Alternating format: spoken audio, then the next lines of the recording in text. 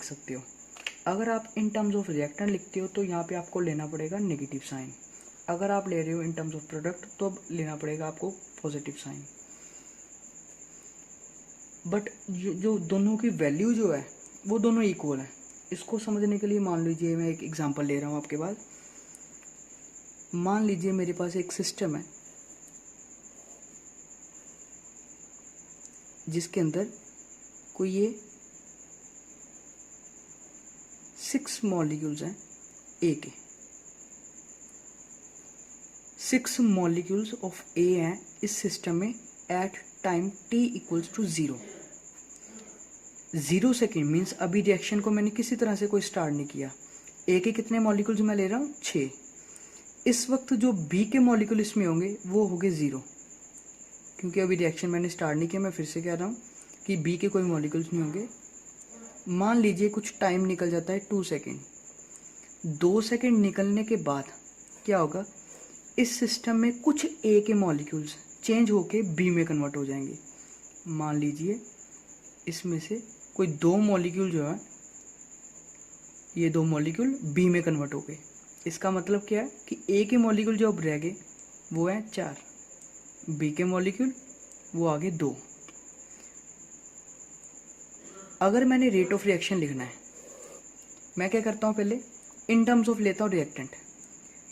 In terms of reactant क्या होगा, मेरे को लेना पड़ेगा नेगेटिव साइन, क्योंकि मैंने अभी कहा है कि इन टर्म्स ऑफ रिएक्टेंट अगर आपने लिखना है तो नेगेटिव साइन आपको लेना पड़ेगा, साथ ही चेंज कंसंट्रेशन के साथ। नेगेटिव रेट ऑफ रिएक्शन का फॉर्मूला क्या हो गया, चेंज इन कंसंट्रेशन। रिएक्टेंट कौन सा है, ए जो है, इसको अगर रिएक्शन फॉर्म में हम लिखें, इसका मतलब होगा कि ए चीज़ जो है वो बी में कन्वर्ट हो रही है। इसका मतलब ए रिएक्टेंट है और बी क्या है, प्रोडक्ट। ऐसा लिख सकता हूँ मैं कि change in concentration of A by time, वो कितनी होगी, कॉन्सेंट्रेशन ए की कितनी चेंज हो रही है। इसका मतलब मैं लिख सकता हूँ A F means A final और A I means initial, means final concentration minus initial concentration by नीचे टाइम। फाइनल कॉन्सेंट्रेशन कितनी है, ए जब स्टार्ट मैंने किया वो 6 था, फाइनल में 4 है। इसका मतलब 4 माइनस 6 बाय टाइम कितना है, 2 सेकेंड। कितनी वैल्यू आ गई, -2 बाय नीचे 2, ये आ गया +1। हमारा रेट ऑफ रिएक्शन क्या आ गया, +1।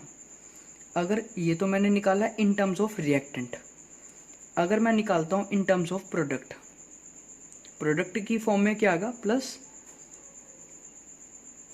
चेंज इन कॉन्सेंट्रेशन ऑफ, अब ए की जगह क्या आ जाएगा, बी, क्योंकि अब हमारा जो प्रोडक्ट बन रहा है वो बी है। नीचे क्या आएगा, time. Change in concentration of B, B की कॉन्सेंट्रेशन को मैं कैसे लिख सकता हूँ, B F means final concentration of B and B I means initial concentration of B by time. इसके साथ माइनस नहीं लेना, फिर मैं कह रहा हूँ बी एफ मीन्स क्या है, फाइनल कॉन्सेंट्रेशन। फाइनल कॉन्सेंट्रेशन कितनी है, 2। B I means initial concentration कितनी है, 0। 2 माइनस 0 बाय नीचे टाइम कितना है, टाइम दोनों में सेम आएगा, इसमें भी 2 आएगा और इसमें भी 2 आएगा। माइनस करके देख लीजिए, 2 माइनस 2 बाई 2 क्या आ गया, +1। रेट ऑफ रिएक्शन चाहे आप लिख लो इन टर्म्स ऑफ रिएक्टेंट, चाहे आप लिख लो in terms of product, rate of reaction की वैल्यू क्या रहती है, सेम, वो चेंज नहीं होगी।